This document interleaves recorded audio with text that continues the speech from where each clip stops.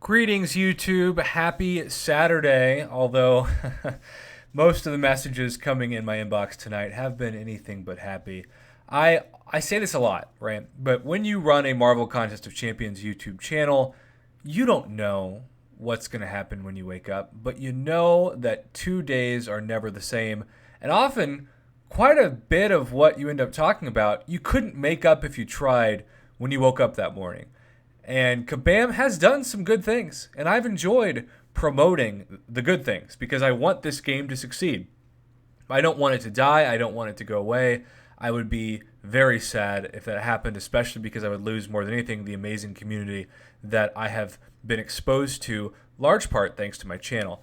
But at the same time, there's a perception that people think, oh, Prof is like Chicken Little, I guess, with Alliance War. Like, the sky is falling, he over-dramatizes everything, he complains too much, stop being overly dramatic. And I want you to know I take those comments seriously. And I don't want to be that way. And so there's a large percentage of people out there who really like Alliance War and like the fact that it's difficult, and maybe it might even be the reason why they haven't retired from the game yet. So I try to keep that in mind because even though I hate Alliance War, and even though I've known people in the previous version of Alliance War who still, especially by playing Platinum and Master Alliance War difficulty, felt so burnt out because it felt so much like a job that the game wasn't fun at all. They ended up just getting super burnt out and retiring. They deleted the game altogether. It wasn't like they went from Platinum to, say, a Gold 1 Alliance and just went to chill. No, they got so burnt out by the Alliance War pressure, particularly the alliances, that even if you don't die, if you lose a certain amount of health, you could still be kicked at any moment. It sort of feels like Survivor, if you will. So that is to say, one of the people who was super excited about the new Alliance War is a guy that hit me up. He's somebody that really enjoys and was even excited about the increase in difficulty, which I respect, right? I think that there are so many players out there who are so good at this game that they have a right to be excited about it because they can take it head on. But there are certain things that Kabam does that are so shady, you can't help but think, what the heck? And I could feel 100 new videos from the stories that have already been sent behind the scenes. So I'm really trying to figure out what to prioritize for future videos in the next 24 hours because there's almost too much to talk about. But I wanted to bring this story to your attention because it is fairly crazy. So the story goes as follows. Normally, Omega Red is able to bypass thorn damage when using hits that make contact with his tentacles. For example, no damage when using heavy or medium attacks against Korg, Electro, and even triggering Limbo from Magic. So this user was so sad to find out that, in a way, Omega Red has been nerfed because he now takes thorn damage when using his tentacle hits on the new war node in front of you. What exactly is this new war node? Well, it's called Psychic Thorns 3. When the defender is struck with a physical contact attack, the attacker takes 30% of the defender's attack as direct damage. Striking the defender with any non-contact attack heals the attacker for 50% of the damage dealt.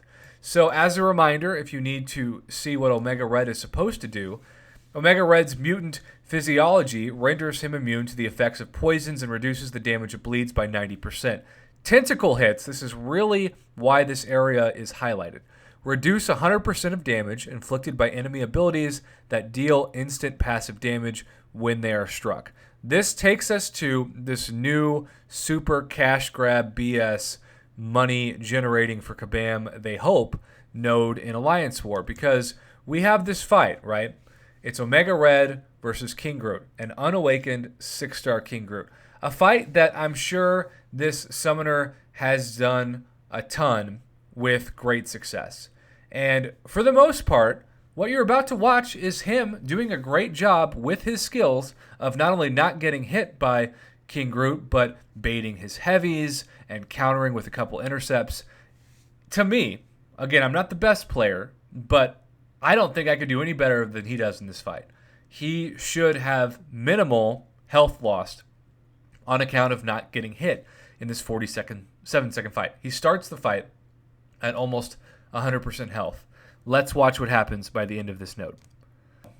The node starts. and he is doing pretty good. But every time he lands a hit, he takes Thorns damage. And that is a significant amount of health loss. Gets in a nice heavy there, dodges a special one, goes into counter, takes health loss each time. Inflicts another great 2-hit heavy. Now he's set up to finish off King Groot. Only, despite his near perfect fight, he's down to 36% health. 36% health. He lost, 64% of his health with a champion that traditionally takes no Thorns damage with the tentacles on a fight in which he didn't get hit.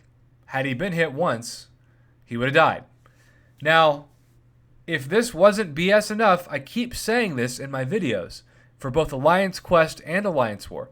Kabam, if you want this to be more fair, two things can happen. One, you can actually reduce the timers from 1 hour to 30 minutes to give people who run these maps a semblance of a real life, because they also take constant login where you have to put your quote-unquote real life on essentially a side note, and that causes burnout and stress and makes this feel like a legit job.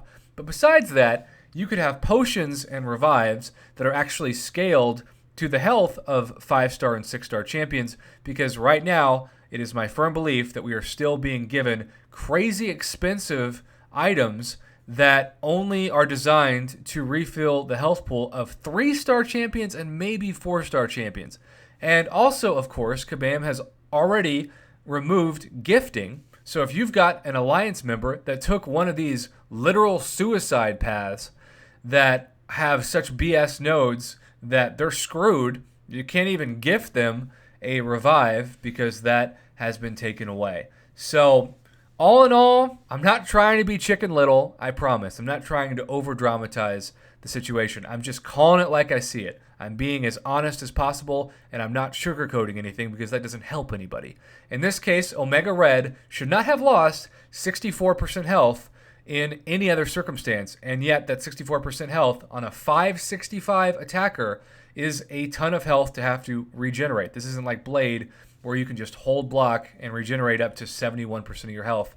This is a champion that either is going to have to risk dying in the next fight, or you're going to have to use resources and precious items to take him back up in a situation where normally he may not have lost any health at all if it was the past Alliance War. This is just one of many examples of all-time shady cash grab nodes designed to take even the most skilled summoners' health away and force them to either use units to regenerate their champs or at least items in their inventory. I think that this game, at its best, can be challenging but also fair. But the more cash grab Alliance War nodes that are put into the new content, and Alliance Quest for that matter as well, the more easily burnt out players are going to get. And then it's not even about their skill or their roster. It's just not fun. And some things literally put the FU in fun. This node, whether it be with Omega Red or otherwise, is one of them. And I have to shake my head when I conclude this video, because it's definitely not only anti-player, but it's just anti-enjoyment. And Kabam, if you really want to help the player, if you really are dedicated to the excitement you claim with this new season of Alliance War, just fix your game. Fix the bugs, fix the lag, make it a priority to keep the game going at a speed that it's supposed to be. Don't cause even more headaches with people who must have really gotten a kick out of designing some of these nodes, because there's nothing fair about them. They're just, I can't say it any different. They're a classic cash grab designed to steal your units and your heavily outdated potions and revives.